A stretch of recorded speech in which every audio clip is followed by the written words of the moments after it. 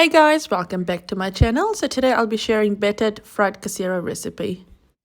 So in terms of the ingredients, I've got some boiled cassava there, and then we've got a quarter chopped onion here that's thinly chopped.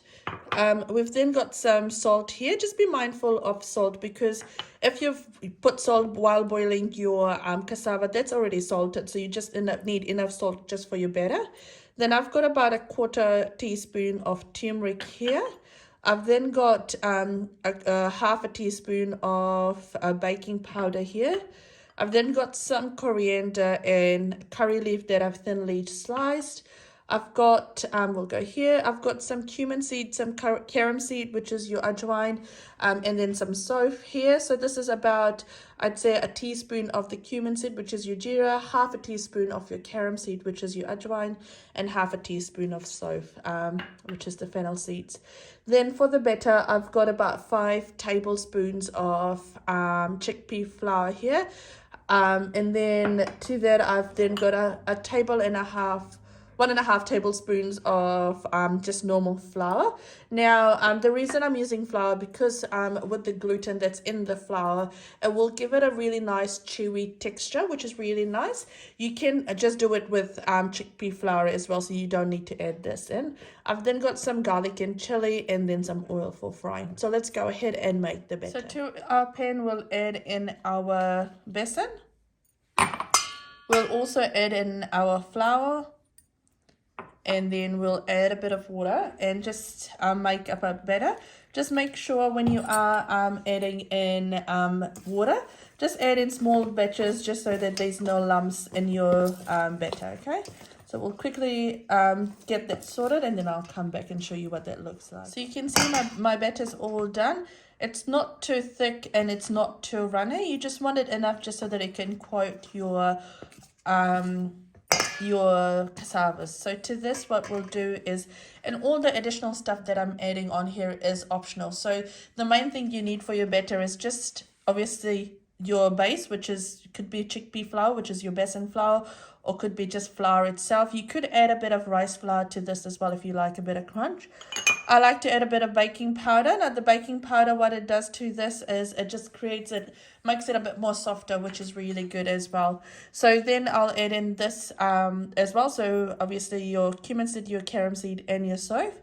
Now this is optional. If you don't have it, or if you have one thing on and not the other stuff, you don't need to add that in. If you don't want to use turmeric in this, that's fine as well. So you don't need to add that. What you do need to obviously add is your salt. So we'll put that in there. We'll put in our onions. We'll put in our coriander and curry leaf mixture, and then just give that a nice mix. Now, in terms of ginger and garlic and chili, if you've got garlic powder, then you can just add garlic powder, and if you've got chili powder, you can just add chili powder as well. So there we go. That's looking really good. We can see it almost looks like a bhajia recipe or batter. There we go. That's looking really good. Because the flour and the besan are taking on more water, you can see it's gone a bit thick, so we'll add more water to it. Also really depends on the temperature and the type of weather you've got in your country as well. That will determine how much water you add. So that's what it's looking like right now. So I've added some water in my my garlic and chili mix. This will just help loosen this up a bit for me. So I'll give that all a nice stir now. So that's my batter all done. Now you can use this batter 2 types. You can either put your cassava, dip it, and then you can fry it, or you could just put all your cassava pieces in the batter and mix it up with a spoon, and then you can fry it. I like to do it this way, just because it's not that messy when I fry it. So I'll just add everything in there, give it all a nice mix, and then I'll show you what that looks like once it's fried. So there we go. Add that all in there, mix it up. And what you will see as well is the starch from your cassava will really take this on, and if your batter's slightly runny, that will make it all a bit thicker as well. So there we go. You can add a bit of suji into this as well if you want it crunchy as well. So if you don't have rice flour, you could add suji as well, and that doesn't take soak a lot of oil as well when you add that. But there we go, that's looking really good. Here we are.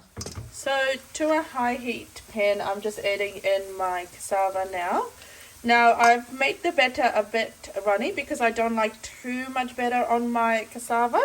You can make it a bit more stiff as well. So there we go, and we'll just let that fry off. Now you just the cassava is already cooked because it's already boiled, and it doesn't take a lot for the besan and all that to cook off, so you can get away with cooking this in a high to medium heat.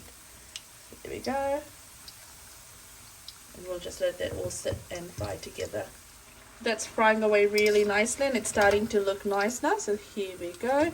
You can see even with a bit of a runny batter, there's enough that's on the cassava. So we'll strain that, put that aside, and we'll continue cooking. Here we go, that's all done up, and look how soft and nice that is. The batter's come out really nice.